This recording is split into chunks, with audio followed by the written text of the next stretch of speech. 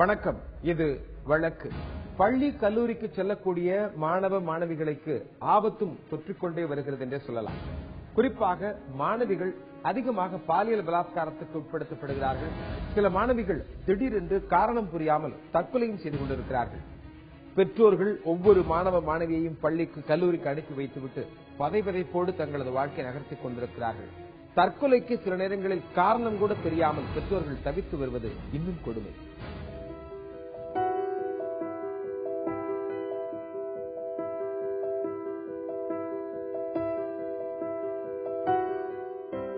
சென்னை எண்ணூர் ஆசி நகர் 4வது தெருவில் வசிப்பவர் உதயகுமார். Auto driver. மனைவி கோதை. இவர்களது மகள் வைஷ்ணவி. 13 வயதாகும் வைஷ்ணவி திருவொற்றியூரில் உள்ள ஓர் தனியார் பள்ளியில் 8ஆம் வகுப்பு படித்து வந்தார்.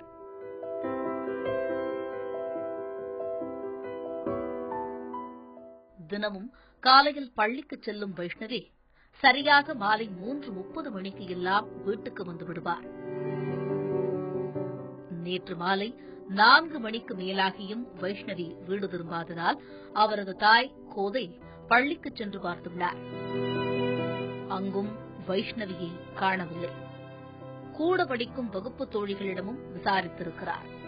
அவர்களும் வைஷ்ணவியை பார்க்கவில்லை என கூறியிருக்கிறார்கள். இதனால் பெரும் பதற்றம் அடைந்திருக்கிறார் வைஷ்ணவியின் தாய் கோதை. என் பொண்ணு கரெக்டா ஸ்கூல் 3:30 விட்டா 4 மணிக்கு வீட்டுக்கு வந்துருவா. ஸ்கூல் பஸ் இல்ல, ஆட்டோல தான் வருவா.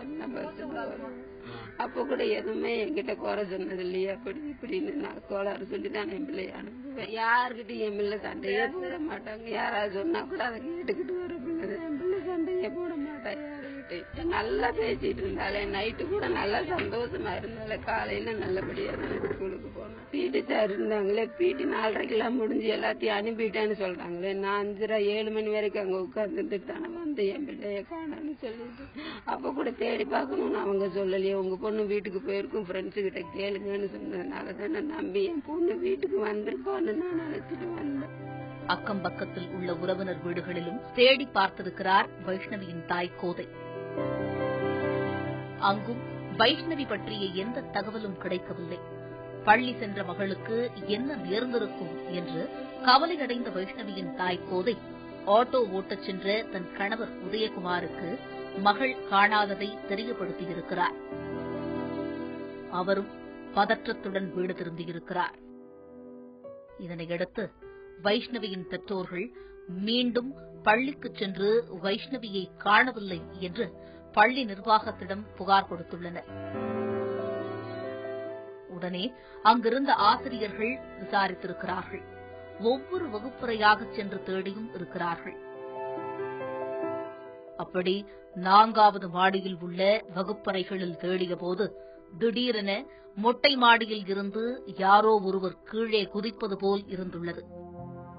பயங்கர அலறல் சப்தம் கேட்டதாகவும் கூறுகிறார்கள்.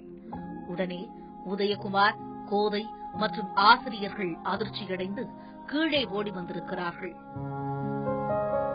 பலத்த காயத்துடன் வைஷ்ணவி உயிருக்கு போராடிக் கொண்டிருந்திருக்கிறார். இதை பார்த்ததும் பெற்றோர் கதறி துடித்திருக்கிறார்கள். ஆசிரியர்கள் அதிர்ச்சியில் உறைந்து போய்விட்டனர். உடனே வைஷ்ணவியை ஒரு வாகனத்தில் ஏற்றி அருகில் உள்ள தனியார் மருத்துவமனைக்கு அழைத்துச் சென்றிருக்கிறார்கள். அங்கு வைஷ்ணவிக்கு தீவிர சிகிச்சை மேற்கொள்ளப்பட்டது. ஆனால் அன்றிரவு சிகிச்சை பலன் இன்றி வைஷ்ணவி பரிதாபமாக இறந்துவிட்டாள் என சொல்கிறார்கள். எல்லாமே நல்லா தானே போனோம். காலையில மத்தியானமும் லஞ்சு சாப்பிட்டுருக்காளே. கோலை போட்டிக்கு கலந்துக்க போறமான்னு கோலமாவெல்லாம் எடுத்துட்டு போன பிள்ளைய சாயந்தரம் கோலமாக்கிட்டாங்களே.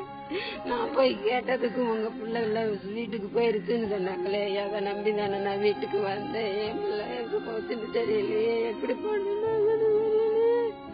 எனக்கு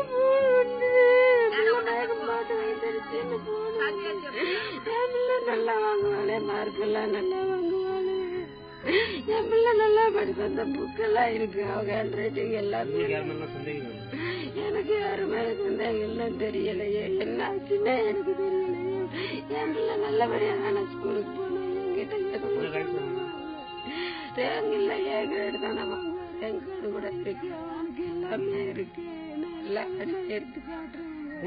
படிக்கிற பசங்க கூட படிச்சு பசங்க எல்லாமே ஒண்ணுமே பிரச்சனை இல்லை ஆண்டி. வர்ற வரைக்கும் அவன் நல்லாதான் இருந்தான். நான் 3:30 வந்தேன். அது வரைக்கும் அவன் நல்லாதான் இருந்தான். பிடி ஸ்கூலுக்கு போகணும்னு சொன்னான் ஆண்டி. நான் வீட்டுக்கு வந்துட்டு அதுக்கு மேல என்ன ஆனதுன்னு தெரியலன்னு சொல்றேன். இந்த சம்பவத்தை கேள்விப்பட்டதும் வகுப்பாசிரியர்கள், சக மாணவர்கள், அப்பகுதி மக்கள் என மருத்துவமனையில் குவிந்து விட்டனர். இதனால் அப்பகுதியில் பெரும் பரபரப்பும் பதற்றமும் ஏற்பட்டிருக்கின்றன. மொட்டை மாடியிலிருந்து குதித்து உயிரை மாய்த்துக் கொண்ட வைஷ்ணவி பற்றி திருவொற்றியூர் காவல் நிலையத்தில் புகார் கொடுக்கப்பட்டது. உடனே காவல்துறையினர் வழக்கு பதிவு செய்து வீட்டில் பெற்றோர் திட்டியதால் வைஷ்ணவி மொட்டை மாடியிலிருந்து கீழே குதித்து தற்கொலை செய்தாரா அல்லது வகுப்பறையில் ஆசிரியர்கள் யாராவது திட்டியதால் விரக்தியில் இந்த முடிவை எடுத்தாரா என்று தீவிரமாக விசாரித்து வருகிறார்கள். பள்ளியில் உள்ள மொட்டை மாடிக்கு யாரும் செல்ல முடியாதபடி எப்போதும் பூட்டு போடப்பட்டிருக்கும் என ஆசிரியர்கள் தெரிவிக்கின்றனர். அப்படி இருக்கும்போது மொட்டை மாடிக்கு வைஷ்ணவி சென்றது எப்படி? பயப்படுவாள். எப்படி அவ்வளவு தூரம் ஏறி போனான்னு தெரியலையே. குண்டா இருப்பா. அவ கேட்டுக்குள்ள கூட போக மாட்டா. கேட்டுக்குள்ள கூட நுழைய முடியாதுன்னு சொல்றாங்க. போலீஸ்காரங்க நுழையாத கேட்டுல என் பொண்ணு எப்படி பேக்கோட நுழைஞ்சிருக்க முடியும்? அதுக்கு இந்த நியாயம் எதுவுமே கிடைக்க மாட்டேங்குது என் பிள்ளைக்கு. இதுல மட்டும் எனக்கு நியாயமா கிடைக்க போகுது. ஸ்கூல்ல ஒண்ணுமே ஒழுங்கான பதில் சொல்ல மாட்டேங்கிறாங்க. நான் போறப்ப எல்லாம் என் பொண்ணு அங்கதானே இருந்திருக்கா. என்னை பார்க்க சொல்லியிருந்தாலும் நான் பார்த்து கூட்டிட்டு வந்திருப்பேனே என் பிள்ளைய. உங்க பிள்ளை வீட்டுக்கு போயிருச்சுன்னு சொன்னதுனால தானே நான் வந்தேன். என் பிள்ளை அங்க போன மாதிரி கிடக்குறாள். என்னது பள்ளியிலேயே மறைந்திருந்து தற்கொலை செய்ய காரணம் என்ன என்பது குறித்தும் விசாரணை மேற்கொள்ளப்பட்டு வருகிறது. ஸ்கூல் மேலதான் சார் டவுட். 4:30 மணிக்கு எங்க அக்கா போச்சுல, அப்ப அந்த வாட்ச்மேன் திறந்து எல்லா பிள்ளைங்களும் போயிட்டாங்கன்னு நினைச்சிட்டோம். நீ வாமா கூட போய் ஸ்கூல்ல ஃபுல்லா ரவுண்ட்ஸ் அடிச்சு தேர்ந்தா எங்க பிள்ளை கிடைச்சிருக்கும். 7:30 மணிக்கும் எங்க சொந்தக்காரங்க எல்லாம் போயிருக்காங்க. அப்பயும் நீங்க விடலாம்ல, விடவே இல்ல. யாருமே இல்ல போங்கன்னு சொல்றாங்க. இவங்க சண்டை போட்டு மேல போய் பாத்துருக்காங்க. ஆனா லைட் இல்ல, இருட்டா இருந்திருக்கு. இவங்க இப்படி போய் பாக்குறதுக்குள்ள அந்த சைடு இருந்து பிள்ளை விழுந்திருக்கு. இன்னும் சத்தம் கேக்குதுன்னு போய் பார்க்கும்போது பிள்ளை விழுந்து கிடந்துச்சு. பேரண்ட்ஸ் போல எங்க சொந்தக்கார பசங்க 4 பேர் தேடி போயிருக்காங்க. போனோன்னதான் சண்டை போட்டு உள்ள கேட்ட திறந்து உள்ள போனோன்னு மாடியில இருந்து ஆனா பாத்துருக்காங்க. ஆளுங்க ஒரு ஆள் நின்று இருக்காங்க. அது யாருன்னு தெரியல. இவங்க போய் அந்த சைடு பாக்கும்போது அந்த சைடு மணல்ல இருந்து குதிச்சிருக்கு. என்னடா சவுண்ட் கேக்குதுன்னு பார்த்தா எங்க பிள்ளை விழுந்து கிடக்கு. இவங்க அந்த பதட்டத்துல பிள்ளைய காப்பாத்துறதுக்கு தூக்கிட்டு வந்துட்டாங்க. கருப்பா ஒரு ஆள் மேல நின்றுட்டு இருந்தாரு. பிள்ளைய தூக்கிட்டு வந்துட்டாங்க. ஆனா மேல கேட்டு திறந்து இருந்திருக்கு. போலீஸ்காரங்க போய் பார்த்ததுக்கு என்ன சொல்றாங்க, நான் எங்கனாலேயே போக முடியாம இந்த பிள்ளை எப்படிமா பேக மாட்டிட்டு போச்சு. சாகுற பிள்ளை எப்படி சார் பேக மாட்டிக்கிட்டு கீழே குதிக்கும்? மேலும் வைஷ்ணவியின் பெற்றோரும் உறவினர்களும் வைஷ்ணவியை யாரோ பிடித்து கீழே தள்ளி கொலை செய்திருக்கலாம் என்று சந்தேகப்படுகிறார்கள். காலைல அங்க போயிட்டு நல்லா மதியம் சாப்பிட்டு இருக்கா, நல்லாதான் இருந்திருக்கா. புள்ள போய் தேடி புள்ள வரலன்னு வந்து கேக்குறப்ப இவங்க வாட்ச்மேனா சொல்லிருக்காங்க புள்ள போயிடுச்சு, 4:30 மணிக்கு போயிடுச்சுன்னு சொல்லிட்டாங்க. ஆனா புள்ள உள்ளதான் இருந்திருக்கு. இவங்களுக்குள்ள என்ன நடந்துச்சு தெரியல. இவங்க 5:30 மணி வரையும் 6 மணி வரையும் அங்கே உட்காந்துருக்காங்க. சரி புள்ள வரலன்னவோ திருப்பி உள்ள போய் கேக்குறாங்க. புள்ள அனுப்பியா சொல்ல நீ எப்படிமா உள்ள வரலாம் புடிச்சு வெளியே தள்ளிருக்காங்க. அதுக்கப்புறம் சரி புள்ள போயிடுச்சு வீட்டுக்கு வந்திருப்பாங்க. வீட்டுக்கு வந்து தேடி பாக்குறப்ப வீட்டுக்கும் வரல. அப்ப மறுபடியும் இவங்க என்ன பண்ணிருக்காங்க, எனக்கு தெரிஞ்சவங்க அனுப்பியிருக்கு. 4 ஆம்பளை போயிருக்காங்க. போனப்ப வாட்ச்மேன் கேட்க புள்ள வரல, நாங்க செக் பண்ணோம். அப்போ பிள்ளைய உள்ள அனுப்பல ஆளுங்களை. இல்லங்க பிள்ளைங்க எல்லாரும் போயிடுச்சு, உள்ள எல்லாம் செக் பண்ணேன். இவங்க வீம்புக்குன்னு போய் அடிச்சு தள்ளி விட்டுட்டு உள்ள போய் பாத்துருக்காங்க. உள்ள போய் பாக்குறப்ப புள்ள இல்ல. எல்லா இடத்தையும் சுத்தி பாக்குறப்ப புள்ள மொட்டை மாடல இருந்திருக்கு. ஆனா மேல இருந்திருக்கு. ஆனா அவளா நமக்கு தெரியாது. ரொம்ப நாள் கழிச்சு உருவ மட்டும் தெரிஞ்சிருக்கு. பின்னாடி யாருன்னு தெரியாது. குழந்தை மொட்டை மாடி போறதுக்கு வாய்ப்பு கிடையாது. மொட்டை மாடி திறந்து வச்சிருக்காங்க. 4வது மாடியில இருந்திருக்காங்க. இவங்க எப்படி வெளியே போனாலோ எப்படி போனாலும் தெரியாது. மேல போய் இவங்க பிள்ளைன்ட்டு நல்லா இருந்து பார்த்த பிள்ளை ஸ்கூல் பேக மாட்டிட்டு கீழே விழுந்து அவருக்கு என்ன சான்ஸ் இருக்கு? அப்ப ஸ்கூல்ல அந்த சைடு போய் விழுந்திருக்கா. அவ ஓடுறது கூட இங்க இருந்து இவ்வளவு தூரம் ஓட கூட முடியாது. புள்ள நல்லா வாட்டம் தட்டமா இருப்பா. 2 செகண்ட்ல புள்ள ஓட முடியுமா? அவ்வளவு தூரம் திறந்துதான் இருந்திருக்கு. ஆனா இவங்க சொல்றாங்க பூட்டி வச்சிருந்தேன் அப்படின்றாங்க. பூட்டி இருந்தா அந்த பிள்ளை எகிரி போறதுக்கு எவ்வளவு சான்ஸே கிடையாது. போலீஸாலேயே மேல போக முடியல. அவங்க அப்படி எகிரி குச்சி திரும்பி ரிட்டர்ன் வெளியே வர முடியாது. அந்த சான்ஸ்ல அவங்க எப்படி பண்ணிருப்பாங்க? ஒன்னு கேட்டு திறந்துருக்கணும். உள்ள ஸ்கூல்ல ஏதோ ஒண்ணு நடந்திருக்கு. யாரோ இல்ல பண்ணி சதி பண்ணிருக்காங்க. இல்ல ஒண்ணு தள்ளி விட்டுருக்கணும் பிள்ளைய. அவ எழுந்து குதிக்கிறவளுக்கு தைரியசாலி பிள்ளை கிடையாது. அவ பேசுற கூட காசு கொடுத்தா கூட பேசுறதுக்கு அந்த நோவாத பிள்ளை அந்த பிள்ளை எங்களுக்கு. அந்த பிள்ளை என்ன பண்ணதுக்கு இன்னைக்கு ஸ்கூல்ல இருந்து ஒரு ஆள் கூட ஒரு எந்த ஒரு ரெஸ்பான்ஸும் இல்ல. பள்ளி நிர்வாகமும் வைஷ்ணவி மரணம் குறித்து எதுவும் பேச மறுத்து வருகிறது. அதுல தனியார் பள்ளிகளை எந்தவித அக்கறையும் மாணவர்கள் மேல காட்டுறது கிடையாது. அதோட ஒரு உதாரணம் தான் இது. இந்த தற்கொலைன்றது இப்ப மட்டும் இல்ல, இதுக்கு முன்னாடியும் நடந்துட்டு தான் இருக்குது. அதுல இப்போ நடந்திருக்குது. இது வரைக்கும் பள்ளி நிர்வாகம் இது வரைக்கும் பாக்கல, மாணவர்களும் வரல, ஆசிரியர் யாருமே இங்க பாக்கல அப்படின்றத ஒண்ணு இருக்கு. முழுக்க முழுக்க அந்த தனியார் பள்ளி தான் காரணம் அப்படின்றத இதுல இருந்து தெரியுது. இப்போ திறந்த மனப்பான்மையில விசாரணை நடத்தணும். தனியார் பள்ளி தான் இதுக்கு காரணம். அப்போ முழுக்க அந்த நிர்வாகத்தின் மேல் நடவடிக்கை எடுக்கணும். காவல்துறையினரின் தொடர்ந்த விசாரணையே உண்மையை வெளிச்சத்திற்கு கொண்டு வரும். சென்னை திருவொற்றியூரைச் சேர்ந்த பள்ளி மாணவி வைஷ்ணவி பள்ளி மாடியிலிருந்து தற்கொலை செய்து கொண்டார். இதற்கு பெற்றோர்கள் இது கொலை தற்கொலை அல்ல என்ற கருத்தும், பள்ளி நிர்வாகம் இது தற்கொலைதான் கொலை அல்ல என்ற கருத்தை முன்வைக்கிறார்கள். விசாரணையின் முடிவில் தான் எது உண்மை என்று தெரிய வரும்.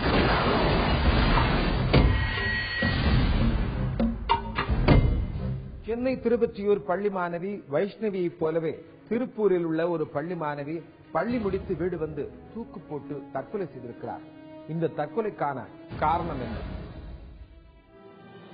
திருப்பூர் பழவஞ்சிப்பாளையம் வேலன் நகர் 2வது வீதியைச் சேர்ந்தவர் மனோகர். இவர் அதே பகுதியில் ஹோட்டல் நடத்தி வருகிறார். இவருடைய மனைவி சுஷீலா. இத்தம்பதிகளுக்கு 3 குழந்தைகள். அதில் மூத்த பெண் சுவாதி.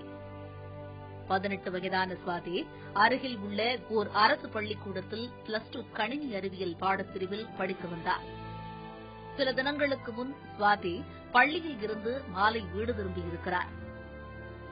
வீட்டில் அப்பா அம்மா யாரும் இல்லை. ஒரு விசேஷத்திற்காக அப்பா அம்மா எல்லோரும் வெளியே சென்றிருக்கிறார்கள். பள்ளி மாணவி சுவாதி என்ன நினைத்தார் என தெரியவில்லை. வீட்டில் தூக்கு போட்டு தற்கொலை செய்ய முயன்றிருக்கிறார். சுவாதி உயிருக்கு போராடிக் கொண்டிருந்த நிலையில் அக்கம் பக்கத்தினர் பார்த்திருக்கிறார்கள். அவர்கள் உடனே சுவாதியை மீட்டு சிகிச்சைக்காக திருப்பூர் அரசு மருத்துவமனைக்கு கொண்டு சென்றிருக்கிறார்கள். பெற்றோருக்கும் தகவல் கொடுக்கப்பட்டிருக்கிறது. ஆனால் சுவாதி வழியிலேயே பரிதாபமாக இறந்து போனதாக சொல்கிறார்கள். உடனே காவல்துறையினருக்கும் தகவல் தெரிவிக்கப்பட்டது. காவல்துறையினர் சுவாதியின் உடலை கைப்பற்றி பிரேத பரிசோதனைக்கு அனுப்பி வைத்துவிட்டு விசாரணையை மேற்கொண்டனர். முதற்கட்டமாக காவல்துறையினர் சுவாதியின் வீட்டிற்கு சென்று ஆராய்ந்தனர். அப்போது சுவாதி தற்கொலை செய்வதற்கு முன் தனது கைப்பட எழுதிய கடிதம் ஒன்று அவருடைய நோட்டு புத்தகத்தில் இருப்பதை கண்டுபிடித்தனர் காவல்துறையினர். அந்த கடிதத்தில் தனது சாவுக்கு பள்ளியின் தலைமை ஆசிரியை மற்றும் வகுப்பாசிரியை தான் காரணம் என்று சுவாதி குறிப்பிட்டிருந்ததாக காவல்துறையினர் தெரிவிக்கின்றனர். ஊருக்கு கும்பாசிட்டு சார் இருந்தார், நம்ம சொல்லி விட்டுட்டு வந்தேன். வந்து பொங்கல் போயிட்டு வந்து இந்த 3 நாள் லீவுங்க, எதுவும் திட்டாதீங்க அப்படின்னு சொல்லி அது கணக்கு டீச்சரமா அது ஒரு பாடத்துக்கு வருமாமா. அது ஒரு நாளைக்கு லீவ் போட்டா தலை முடிச்சுட்டு வீட்டுல இருந்தாலும் மறுநாள் போனா என்ன பசங்களோட லவ்வா வெளியில பழக்கமா என்ன அப்படி உனக்கு அவா இருந்து அவாசம் பண்ணிட்டு இருந்தேன் அப்படிலாம் கேட்குமா கேள்வி அண்ணம்மா கேள்வி கேட்டு பூ வச்சுட்டு போனா என்ன இங்க பூ வச்சுட்டு வரீங்க எவன் லவ்வா அப்படி கேட்குமா. எதுவுமே எதுவும் வைக்கக்கூடாதா, கேள்வி கேட்டா இது பாடத்துல எதுவும் கேள்வி கேட்டாலும் பசங்களுக்கு பதில் சொல்லுவாங்க. பிள்ளை கேட்டா பொம்பளை பிள்ளை கேட்டா எந்த பதிலும் கிடைக்காது. படிக்காம எவனோட சுத்திக்கிட்டு இருந்தீங்க, எவனோட கேள்வி கேட்குறீங்க அப்படின்னு கேட்கிறாங்க. கேட்டு பிள்ளைங்க பூரா எல்லா பிள்ளைங்க சொல்லுதுங்க. இது கேட்காத கேள்விதான் கேட்கணும். கேட்டா வீட்டுக்கு சொன்னா நான் சீட்டை குறிச்சு கொடுத்துருக்கேன், உங்க மேல நான் பழிவு போட்டிருக்கேன், வீட்டுல எந்த பிரச்சனையும் சொல்லக்கூடாது அப்படின்னு அந்த மிஸ் சொன்னாங்களாமா. அதுவே பிள்ளைங்க மனசுக்குள்ளே வச்சு என்ன கேள்வி எடுத்தோம் பிள்ளைங்க ரோசக்காரமாக எது வீட்டுல எந்த பிரச்சனையும் இல்லாம அந்த மிஸ் கேட்கவும் கேள்வி வச்சுட்டு வேலை முடிச்சுக்கிடுச்சு. உடனே காவல்துறையினர் அந்த கடிதத்தை கைப்பற்றி பள்ளிக்கு விரைந்தனர். அங்கு தலைமை ஆசிரியை தனலட்சுமி, வகுப்பாசிரியை பிரியா மற்றும் மாணவ மாணவிகளிடம் விசாரணை நடத்தினார்கள். 18ஆம் தேதி அதாவது 17ஆம் தேதி அந்த பிள்ளை தலை குளிச்சது. அதுக்கு ஒதுக்கல அன்னைக்கு மட்டும். அன்னைக்கு வீட்டில் லீவ் போட்டது. 18ஆம் தேதி பிள்ளை ஸ்கூலுக்கு போயிட்டோம். 18ஆம் தேதி ஸ்கூலுக்கு போயிட்டு வந்த பிள்ளை சாவுக்கு மரணம்னு அன்னைக்குலேருந்து அது ப்ரூவ் பண்ணிடுச்சு. என்ன பேசினாங்கன்னு தெரியாது. அப்போ அந்த பிள்ளையை நேற்று வந்து கூட படிச்ச பிள்ளைங்க சொன்னது, பூ வச்சு எவனோட போயிட்டு வந்த, எங்கே போன, எவனோட போனேன் அப்படின்னு அந்த டீச்சரு அந்த ஹெட் மாஸ்டர் ரூமுக்கு அரை நேரம் மண்டி ஓட்டு உட்கார வச்சு பேசிட்டு இருந்தாங்க. அன்னைக்கு இருந்து பெத்த தாய் பையன் எதுவுமே சொல்லலாம், அக்காவை சொல்லல, அப்பையன் சொல்லல, அக்காவை சொல்லல, யாருக்குமே எதுவுமே சொல்லல. எப்போ நம்மகிட்ட சந்தோஷமா இருக்குமோ அதே மாதிரி இருந்துட்டேன். நாங்கள் இந்த மாதிரி செய்ய மாதிரி ஊருக்கு போயிட்டோம். அதாவது செவ்வாய்க்கிழமை நைட் நாங்கள் ஊருக்கு போயிட்டோம். அப்போ எல்லாமே எப்போ போயிட்டு வாங்க எல்லாம் நல்ல மாதிரி பார்த்துட்டு சொல்லுவாங்க. போகும்போது 100 ரூபா கையில் கொடுத்து தான் போகிறோம். வெய்யாக்கிழமை காலையில் அது வேலை எழுதி ரெக்கார்டு புக் பண்ணிட்டு அது சித்தப்பா பக்கத்தில் வந்து எப்போ சித்தப்பா வெளியே போவான்னு பார்த்துட்டு வந்து வெளியே கிளம்பி போக பல்லாம் விளைவிட்டு அந்த அவ்வளோ நடந்தது. இதன் அடிப்படையில் அந்த பள்ளியின் தலைமை ஆசிரியை தனலட்சுமி சஸ்பெண்ட் செய்யப்பட்டுள்ளார். அதேபோல் பள்ளி கணக்காசிரியை பிரியா பணி நீக்கம் செய்யப்பட்டுள்ளார். பள்ளிக் கல்வித்துறை இந்த நடவடிக்கை எடுத்ததாக கூறுகிறார்கள். மேலும் சுவாதி தற்கொலை குறித்து உண்மையான காரணத்தை கண்டறிய தொடர்ந்து விசாரணை மேற்கொண்டு வருகிறது காவல்துறை. இன்று திருப்பூர் மாநகரத்தில் இருக்கக்கூடிய எல்லா ஸ்கூல்ஸ் காலேஜ் பிரின்சிபல்ஸ் எல்லாம் கூப்பிட்டுருந்தோம். 107 ஸ்கூல்ஸ் அண்ட் காலேஜஸ் நல்ல வெரி குட் ரெப்ரஸன்டேஷன். இல்லை டிசி லாண்டர், டிசி ஹெட் குவார்டர்ஸ் இவங்க 2 பேரும் இணைஞ்சி இவங்களுக்கு வந்து என்ன சொல்லியிருக்கோம் அப்படின்னா, கவுன்சிலிங் அந்த ஸ்கூல்ஸ் காலேஜஸ்ல பண்ணணும், கம்ப்ளைண்ட் பாக்ஸ் ஏற்பாடு பண்ணணும், ஒரு நோடல் ஆஃபீஸர் மாதிரி அப்பாயிண்ட் பண்ணணும், அந்த போலீஸ் கூட சேர்ந்து இன்ட்ராக்ட் பண்ணணும், ப்ராப்ளம் அமங் த ஸ்டூடெண்ட் கம்யூனிட்டியை நம்ம வந்து பார்க்கணும். அதை பார்த்து அந்த பிரச்சனை வராமல் அவங்கள வந்து சமுதாயத்துக்கு நல்ல முறையில் கொண்டு போகிறதுக்கு ஏற்பாடு செய்யணும். இப்போ நேற்று பார்த்தீங்கன்னா ஸ்கூலில் ஒரு ஸ்டூடெண்ட் வந்து சூசைட். ஸோ இந்த மாதிரி இன்சிடென்ட் வந்து திருப்பூர் மாநகரத்தை பொறுத்தவரை நடக்காமல் பார்க்கறதுக்கு என்ன வழிகள் இருக்கு அப்படின்னு சொல்லி கூட்டத்தில் விவாதித்தோம். அந்த டிஸ்ட்ரிக்ட் எஜுகேஷன் ஆஃபீஸர் அவங்களும் பார்ட்டிசிபேட் பண்ணாங்க. So all of them promised எல்லாரும் அவங்க பார்ட்டிசிபேஷன்ல சொல்லியிருக்காங்க. அவங்களால முடிஞ்ச அளவுக்கு செய்யறாங்க. இதுல வந்து கட்டுரை போட்டி, பேச்சு போட்டி, இது சம்பந்தமான பல்வேறு விஷயங்கள்ல நடத்தலாம்னு நாங்க பிளான் பண்ணிருக்கிறோம். அது ஸ்கூல்ஸ் அண்ட் காலேஜஸ் வந்து கோஆபரேட் பண்றதா சொல்லியிருக்காங்க. சுவாதி தற்கொலை செய்வதற்கு முன்பாக எழுதி வைத்த கடிதத்தில் பள்ளியினுடைய தலைமை ஆசிரியையும் கணக்கு ஆசிரியையும் தன்னை கடிந்து பேசியதாகவும் கேலி செய்ததாகவும் எழுதி வைத்திருக்கிறார்.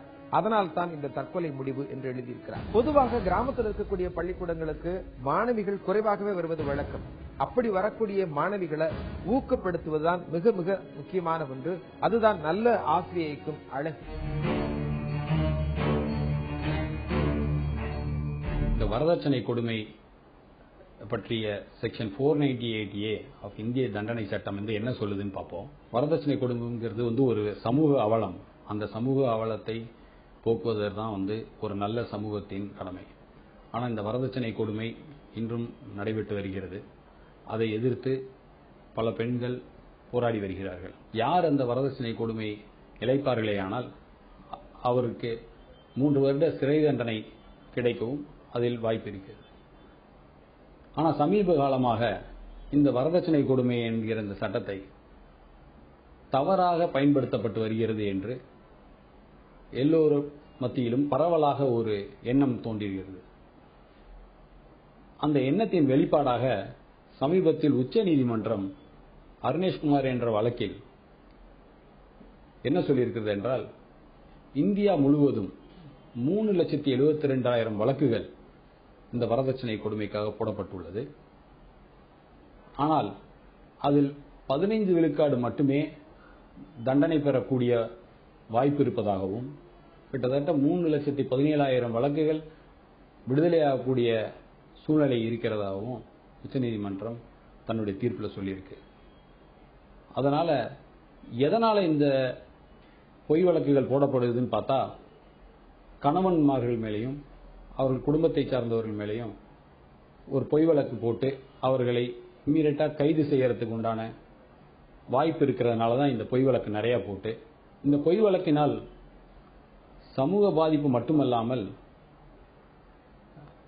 லஞ்சம் போன்ற பல பிரச்சனைகளை இந்த பொய் வழக்குகள் மேற்கொள்வதால் இந்த பொய் வழக்குகளை தடுக்கும் பொருட்டு உச்சநீதிமன்றம் என்ன சொல்லியிருக்கிறது என்றால், எப்போ இந்த கேஸ் ஃபைல் பண்ணாலும் எந்த போலீஸ் ஆபீசரும் இம்மீடியட்டா அரெஸ்ட் பண்ணாம முதல்ல என்கொயரி பண்ணி அவருக்கு நோட்டீஸ் கொடுத்து செக்ஷன் 41 ஏன் கீழே நோட்டீஸ் கொடுத்து அவரை வரவழைத்து விசாரித்து அந்த கம்ப்ளைண்ட்ல உண்மை இருக்கும் பட்சத்தில் அவரை கைது செய்யுமாறு சொல்லியிருக்கிறது.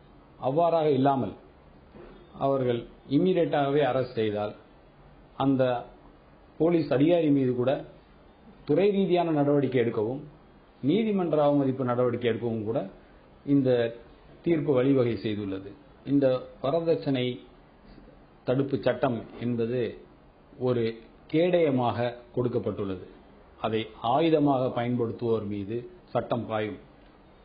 அதை தவறுதலாக பயன்படுத்தினால் அவர்கள் மீதும் பொய் வழக்கு போட்டதற்காக ஒரு வழக்கு பதிவு செய்து அவர்கள் தண்டனை வழங்க இந்திய தண்டனை சட்டத்தில் வழிவகை உள்ளது. மீண்டும் வேறொரு வழக்கோடு உங்களை சந்திக்கிறேன். நன்றி, வணக்கம்.